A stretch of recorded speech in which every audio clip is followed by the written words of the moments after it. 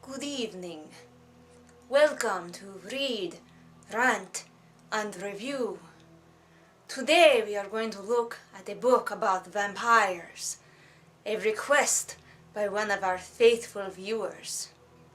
Okay, so I'm not a very convincing vampire, and it's not even evening.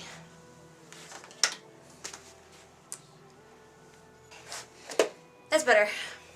The book we're going to look at today is called Blood-Sucking Fiends, and it's by Christopher Moore, who I'm relatively certain is like a popular guy. I really don't know. You know, for a book reviewer, I'm not really up on who's popular or famous right now. Oh well. So let's read the back. Waking up under an overturned dumpster, Jody has a creepy feeling that something strange happened to her after she was attacked in a San Francisco alley. Now she's seeing weird auras around people, and the smell of blood is simply too sweet to resist. Yep, she's a vampire. Realizing she can't live a normal life anymore, she searches for a minion, or at least someone to run errands for her during the daytime. Enter wide-eyed C. Thomas Flood. Fresh off the bus from Indiana, Tommy hits it off with Jody, but soon dark forces begin to play games with them. Blood-sucking fiends will have readers howling with laughter as Jody and Tommy battle a serial-killing vampire. So I should start this off by saying that I am not really a fan of vampire books. Vampires don't interest me. I'm not sure why they never have. You know, my love of zombies you know of, but my just boredom at vampires. I mean, I enjoy Buffy the Vampire Slayer, but that's not for the vampires. That's mostly for the other characters, and the vampires are just also there. So I'm starting off in a place of not really being interested in the subject matter, so I'm sorry if that colors my opinion of the book. So here's the deal. I normally review two kinds of books. Books that I really, really love, or books that I really, really hate. Because if I just review every book that I read and every book that I just kind of feel, it was okay, it was a mildly interesting book, it'd be a really boring review. So I try to only review a book when I have a strong emotion about it. And unfortunately, I don't have a strong emotion about Blood-Sucking Fiends. I found it to be enjoyable, but I wouldn't reread it. I didn't hate anything about it necessarily. It was meh. It was a meh book to me. I apologize for anybody who was really hoping to see me tear this apart or whatever. But let's talk about it because someone did request it, so here we go. Boy, we're off to a good start. The characters were okay. They were entertaining. I didn't dislike them. I didn't feel myself being particularly drawn to them either. I mean, I liked that Jody is a female vampire, and she's not the stereotypical female vampire that we usually see.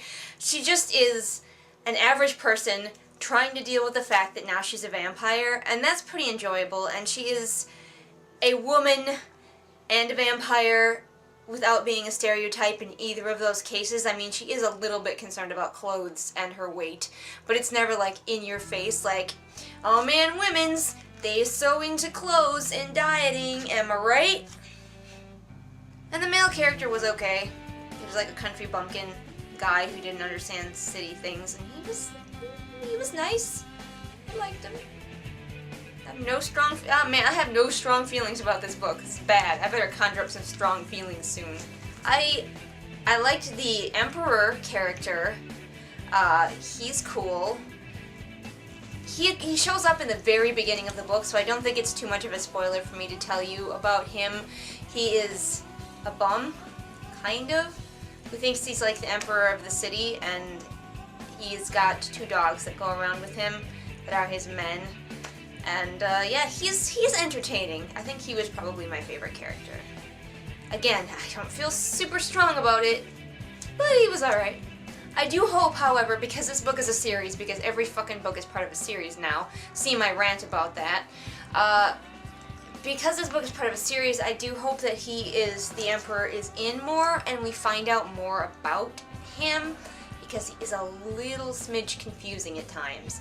And so I hope that he keeps coming back and we find out more about where he came from and what's up with him. Something I kind of found interesting in this book, and it's just a little tidbit that I noticed, Tommy goes to work in a grocery store, and the crew that he works with are this sort of eclectic group of guys that call themselves, or other people call them, the Animals. And then some of the only real animals in the book are referred to as men. So it kind of confused my brain a little bit at times, because it'd be like the Animals, and I would think they were talking about the two dogs.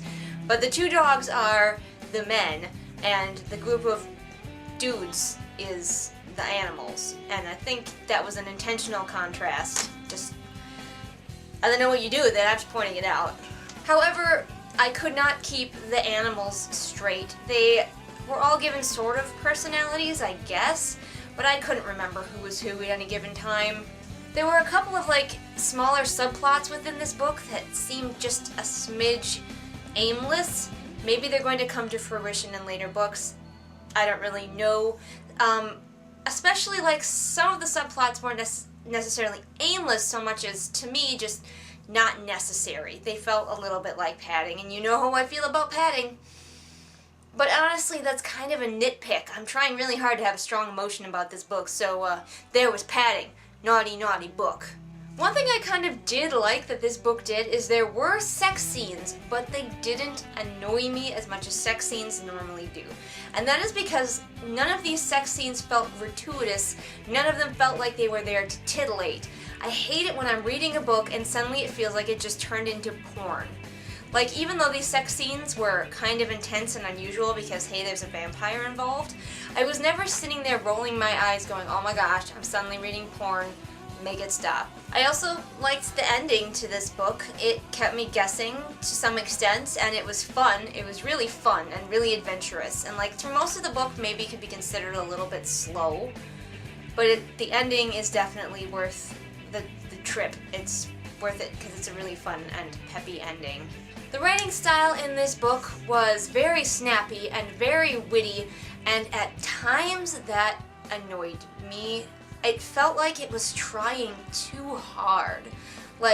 It felt like it was sloppy in that way. And I know I'm probably picking on an author who is famous for this style or something.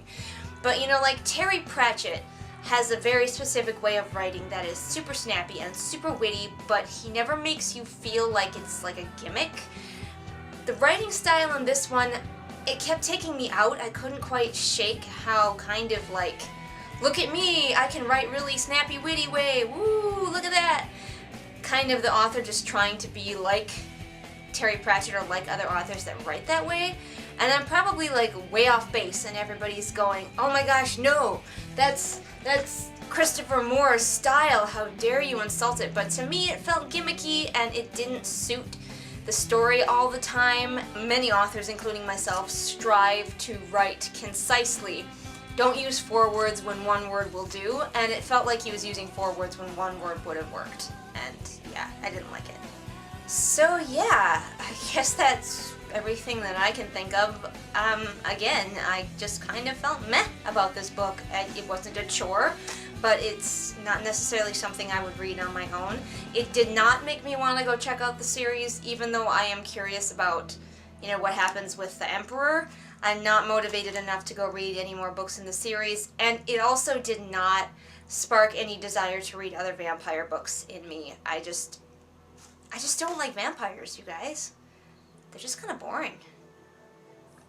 Well, anyway, I'll see you later. Guess I gotta go, suck some blood or something. I don't know. What do I do when I'm not reviewing books? I don't even know.